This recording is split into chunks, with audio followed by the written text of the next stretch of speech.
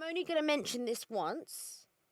Okay. You always think I'm being sarcastic. No, I'm like, what are you going to say? I don't know what you're going to say. And I'm not going to ever mention it again on this podcast because, funnily enough, when this comes out, you'll be able to go over to our YouTube and check out the day we did in Bali for a movie.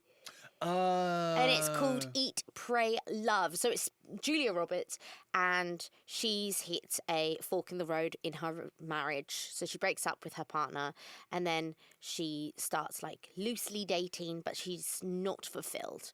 So basically she wants to go in search of a better life. And how does she do that? By mixing with different cultures. So it starts with Eat, which is in Italy. Oh, because my God, it's all about the food, the in Italy is insane. bruschetta, the bread, the spaghetti, the pizza. And like, it's honestly, the cinematography in that movie is stunning to the point where I was like, it just gives you all the good feels. The soundtrack's incredible. It just ticks all the boxes. And then the next one is Pray. So she goes to India and she does loads of meditation and yoga. And then the next is about falling in love. And where do you do that? In Bali. Because you fall in love with everything. The culture. The bugs. The plants. Bro, the bugs in Bali. Fly honestly, Island, and you end up having to love them. And then she sees a shaman who predicts her future. So that's the only time I'm ever going to mention that film. But if you haven't seen it, give it a shot. I actually watched it for my oxytocin pumping when we had the baby because you need lots of that oxytocin. Actually, that's one thing I do want to talk about in this pod eventually is about pregnancy and birth. And Don't you worry, I'm really into we will. that. But yeah, Eat, Pray, Love. It's such a great movie. And the soundtrack, oh my God. It is good. We listen to the soundtrack a lot. It's very chilled. I like that it's very like calm. It's feel good. And it's feel good. Yeah, and Julia Roberts has just brought out a new movie called Ticket to Paradise, which we where she still goes need to Bali to see. again. Mm-hmm. They can't get enough of her. Best movie or series that I've watched recently. I wrote this down and I haven't even like thought about an answer for this. Yeah. But what I will say is I watched You People on Netflix. And it was a hot pile of garbage. It was crap. I really wanted to see that. I know, it looked good. Jonah Hill and Eddie Murphy, and it's about like cultural differences and how he meets a girl whose dad is Eddie Murphy, and that he doesn't, want a white guy to kind of come to his family. I thought it'd be hilarious, and I just thought it was a bit crap. So yeah. Anyway, we have something that that we were thinking about doing anyway. What didn't we? Called Pass the Product. So on this podcast, I'd like you to talk about or even bring in a product that you've used this week that's kind of changed the game. Can't really bring it in because it's upstairs. What is it? We're in our little cove right now. We are. This is, by the way, very small and secure. I feel good, but I also feel a little bit snug. So I have to say, this is a really cozy space and it works. There's enough plugs to be able to do a podcast, and this is what we're doing. We're doing a podcast. Woo, baby! We just wanted a sofa because it's more relaxed, but I mean, I built it so you'd have like 2 chairs either side and you could do it like that. Pass the product. What's the product? She said it's upstairs. Yeah, hug me. What's that? So it's a towel and it has like poppers and a neck thing. It wraps around your neck. You clip it on and the towel just falls in front of you. So when you pick up your baby from the bath and pop them onto you, it's got a little hood the other side. It goes on, and then they're from your body heat and the towel, they're like in a little nook. And you can just dry them like this. And it's just really, really handy than a normal towel. I think Did you get it on Amazon? No, you have to get it from the Hug Me website. It is very cool. I've used it as well. I think it's really useful. I almost feel like Rocket's getting a little bit too big for it. Yeah, we need to. I think I might get him for his first birthday. Are you going to get him a bigger one? They do big ones. Cuddle Dry. Cuddle Dry. Yeah. Cuddle Dry. Forget everything you just heard. It's called Cuddle Dry. Mine's actually a bit more basic in terms of the game changer, but it was a Christmas gift from you. And one of our favourite stores is a French store called Sandro. And it's a really amazing clothing store. Jamie is obsessed with it. Oh my God, I really I'm like obsessed. it. But anyway, Jamie got me this hat for Christmas. And I think it's really cool. It's stylish. It's got the Sandro logo on the front in leather. Mm-hmm. I love it, and I think it's great. It's one of my favourite hats, and you know I love wearing hats. You hate it when I wear hats, but I love wearing hats. That's why I bought you it, babes. Whenever you go onto your comments section on TikTok, or whenever you go onto someone else's comments section on TikTok to see what people have been saying, see if there's any products being pushed, see if people are really enjoying the content. Let's say, for instance, if you're looking on your own, there's always at least 1, possibly 5, Karens floating around in there. There is, yeah. There are Karens in the comments, and that is what this section is called. You have to honestly stop with the comments and your opinions. Why write something that's negative? You're putting that into the universe. Freaking write positivity, compassion, kindness. Like, you're going to really mess up that person's day by writing something nasty. And what good does that make you feel by doing that? And people honestly get a high from making people feel shit. I mean, And it doesn't make sense. I'm all for constructive criticism. I said the S word. Pound in the jar. Mate, I've been saying fuck this whole time. Pound in the jar. Pound in the jar. Yeah, I think that people are entitled to their opinions. It's absolutely fine. But if it's constructive, like not if just this person's a dick. Come on, that's terrible. So what's your Karen in the comment this week? So it's actually a while ago, but it's the kissing one that we do with him. And then everyone's like having a go about The one that goes dum, dum, dum, dum.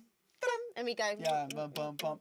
yeah, so we kiss Yeah, Rocket. yeah. And he started people, crying. yeah, and he started crying. But it was only because we'd done it like 7 times. Because we couldn't tell get the people angle that. right. And so we just got fed up. Anyway, people in the comments are like, it's his beard. His beard is scratching. Or some people were like, they're pushing too hard with the kisses.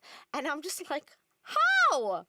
How? Yeah, honestly, drives me mad. I think that when you make content with kids and stuff like that, it can be a bit like of a dicey path to tread.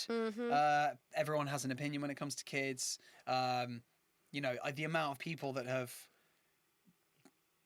reported videos for protection of child safety, and then you look at the video back and you're like, what are you talking about? Yeah. You're like holding him or something, and then they're like, he's holding him incorrectly. What was the one thing you did? Actually, you did one, like right at the beginning with Rocket. I think you went and you got some clothes. Or like he was sitting. He was lying down on the changing table, and his outfit was behind me, or it was to the left of me, but it was off camera shot. So he was on the changing table, and I was like, I'm gonna get your outfit, and I literally stepped to my left, grabbed the outfit, and come back.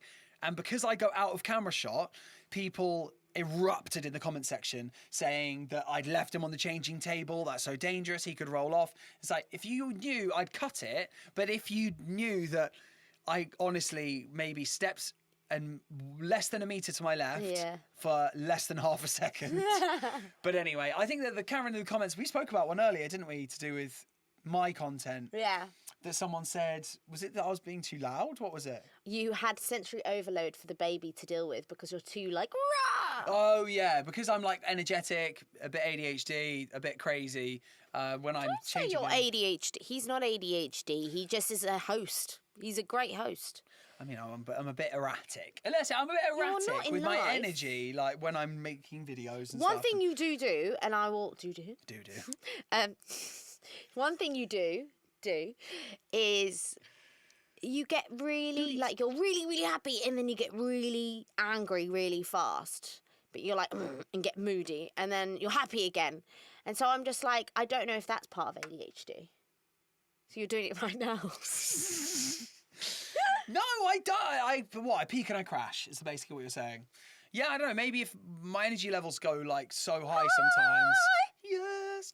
And then they just plummet. It might just be like an expenditure of energy, and then I hit a low because I'm just like exhausted. It could be that. But I don't know. No, Maybe. I think it's more that when I upset you. 1 minute you're like, you're the best fucking girlfriend in the world. Oh, pound in the jar. And then the next time you go, you've really pissed me off with that comment. I'm not going to talk to you all day. And then you do a Connor. Our friend Connor. No, but he's like, loves a whip. Love an inside joke on a podcast that no one else knows. I don't know. I think that it's a bit out of order to be like that. Only because when it depends on the comment. Like if the comment is like really harsh, I'm a sensitive soul. Like it's difficult to sometimes be like, oh, I'll just bounce back off that because you said that you hate my face. You know no what I mean? one would ever say they hate your face. You hate my face sometimes. I don't. And hate then face. when you hate my face, I then hate my face. And then you're like, why are you pissed off? Like, I only said that, you know, I wish that you were taller. No. I would never say I hate your face. I'd only say stop wearing the hat because it will. She thinks I'm going to go bald if I wear a hat. That's a thing. Does it look like I'm going bald? That's a thing. Anyway, I'm gonna give you back that because the hair thing is not. This is top tier content right now. There you go. Thanks. If you're actually watching this on YouTube, you just got a fab look at his stylish hair again. It's very long. We love it. Like yes, I know. You keep making me grow it, and so that's fine. I don't mind growing it. I love his long hair. But it's just a bit of a pain to tame. Right. Speaking of taming, don't know. Does she have a song that says "tamed" in it? We have a look easy, baby. That one. No, we have a section called Besties with Brit. Oh, the best section ever. I felt like as I was making the kind of ideas for this podcast and then running through kind of sections that I would like to talk about, things that I would like to discuss, and having Jamie here as a co-host, you know, it means a lot to me. And also, I feel like she'll bring a different type of dynamic to the podcast of what it originally was going to be, where it was just going to be me with different guests. So, having said that, I felt like Jamie deserved to have one of her own segments, or a segment that she could really thrive in this podcast, and that is Besties with Brit. Now, let me give you a little preface. Jamie has, some would say unhealthy. I would say unhealthy with a tinge of healthy. Obsession. It's not unhealthy. Jamie has an obsession with Britney Spears and has since the age of? Since she came out with Crazy. Didn't like Baby, you see. I was jealous of her and Baby. Hit Me Baby. Okay, so since Crazy, which was when? How old were you? Year 7, guys. I went to a theatre school, so it was all very theatrical, all about dancing and singing. And then she was the only person, I mean, other than we had Destiny's Child and Pink and who else around that era? Christina Aguilera came out around the same time, Jennifer Lopez. So Britney was the first person to really, like, be a good all-rounder. She didn't ever really have the strongest of vocals. I know, all the Britney fans are like, she put a negative on the Brit. Can we just say, Beyonce's vocal, Britney's vocal, okay? Come on, she would even say it herself. Let's be honest here, let's be real. Britney is not like Beyonce, but with the dancing, with the singing, with that smile, with her, the way she looks on the camera, oh damn, she's an all-round X Factor. She really is. Now let me stop you there. Okay, so I agree with you. I do. But then from like 2016 onwards, because she's a grown-up now. She's not the 15-year-old girl. Like, she posts weird shit on Instagram and weird stuff. I know, but come on. Like pops up about her. Now, so this whole Besties with Brit thing that I want to talk about is what's happening with Brit. You're going to give us a weekly update with what's happening with Britney Spears because there's a lot of controversy around her in the past 2 years. There is, and can you say why? You gave it. Everybody, I feel, needs to hear this because Barney put it into perspective for me, and I went, oh my God, that makes so much sense. Britney Spears obviously had this conservatorship, everything. I'm not going to go into all the details, but I only really know this because of Jamie. Britney went into a conservatorship and her dad was kind of siphoning money out of her accounts. He was like overseeing everything that she did, who she dated, what she did, where she went, where she ate, where she could spend her money, all this kind of stuff. Can't even drive a car. I likened it to, SeaWorld and these orcas that get captured, put in a tank and then, held there. And then when they get let back into the wild, they are a completely different animal, different kind of mentality. They're not like, the orcas that have been running wild and free throughout the rest of throughout their lives. So I likened Britney to that. Britney has now been released from the conservatorship. She's been released into the world. She has access to all of her money now. And it's a new way of living for her. And I don't really think she knows how to react. Okay, number one, that is half correct, but half wrong. Britney was forced to take drugs she didn't need for her bipolar.